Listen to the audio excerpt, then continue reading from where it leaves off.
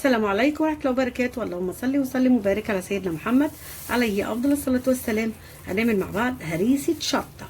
هريسة شطة حارة، فلفل حار على فلفل رومي بارد، تبقى معقولة وكويسة. هعملها بطريقة اللي أنا بعملها ومعتمداها بصراحة، وكويسة جدا وبتقعد معايا فترة طويلة في التلاجة. وأنا عملت لكم الطريقة اللي احنا نحطها خارج التلاجة قبل كده، وطريقة برضو كويسة.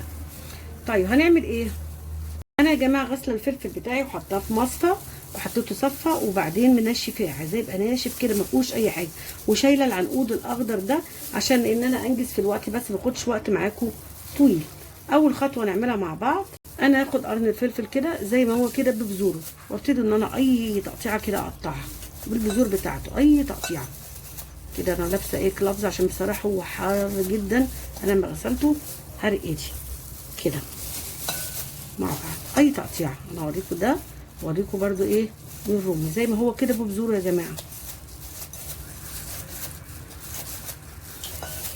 الرومي بقى هروح جايه مقطعاه كده عشان ده بقى نشيل بذوره، عشان بذور الرومي غير الحار بتبقى اكتر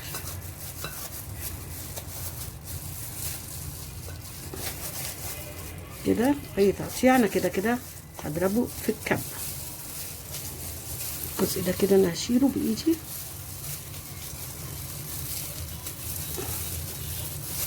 اي تقطيع.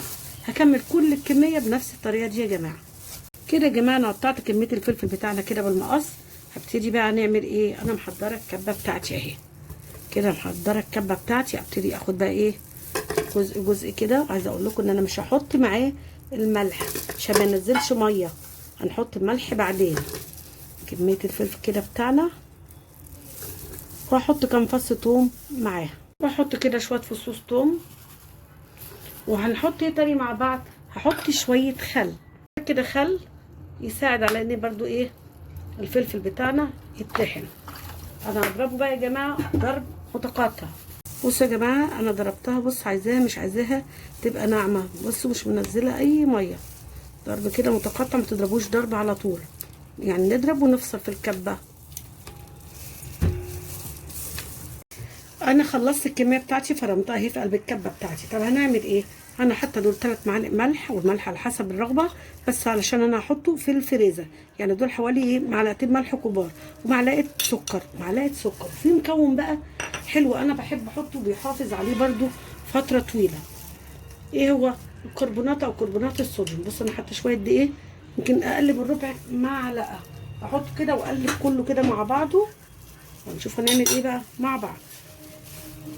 انا خلاص قلبته بالملح ومعلقه السكر والكربونات الصوديوميه، الكربونات. هاخد جزء منها هنعمل بقى التتبيله يا جماعه، تنفع للحوم، للاسماك، للبتنجان المخلل، للفراخ، لاي حاجه. تتبيله تنفع لاي حاجه نتبل بيها اي حاجه.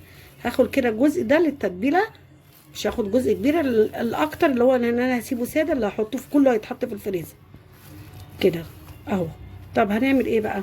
انا هحط عليه التوابل عباره عن ايه؟ كمون وبابريكا وكزبره، طبعا هو عليه ملح مش محتاج ملح. واحط تاني شويه توم كده، تاني معلقه توم كده مفروم تاني احطه عليها. دي تتبيله نقدر نتبل بيها اي حاجه. انا بحبها في البتنجان سريعه، ودول عصير كده 3 ليمونات. دي تتبيله تسهل عليكم في الحر والصيف ده، وفي اي وقت ان انتوا تقدروا تشتغلوا على طول، تطلعوها كده تتبيله جاهزه. كده نقلبها. ده الشكل النهائي للهريسه بتاعتنا يا جماعه. شايفين ب2 كيلو او اكتر من، يعني بشويه، ب2 كيلو. عملنا بسم الله ما شاء الله كام بطرمان، وبطرمانات مليانه. احنا بنجيب الفلفل من الماركت، يعني البطرمان الفلفل بيبقى غالي جدا، سعره غالي. دي التتبيله اللي انا عملتها على الهريسه اللي نعمل بيها السمك او البتنجان او الفراخ، تتبيله جاهزه ريحتها تحفه. انا بعمل ايه بقى فيهم؟ بحطهم، انا اغطيهم بغطا محكوم، والباب اللي عندي في الفريزر في الرف فيه. لو مش موجود عندكم الباب دوت، هتحطوها في اكياس وتحطوها في الفريزر. لما تطلعوا الكيس تفضوه ببطرمان وتحطوا على وشه زيت. انا ما بحطش زيت ولا اي حاجه، يفضل معاكم والله بالسنين.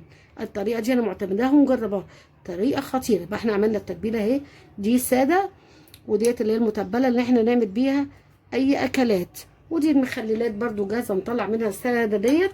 وان شاء الله اللي يتفرج على الفيديو بتاعنا يعجبه، دعونا برايكم واشترك في القناه وفعل الجرس عشان يوصل له كل جديد.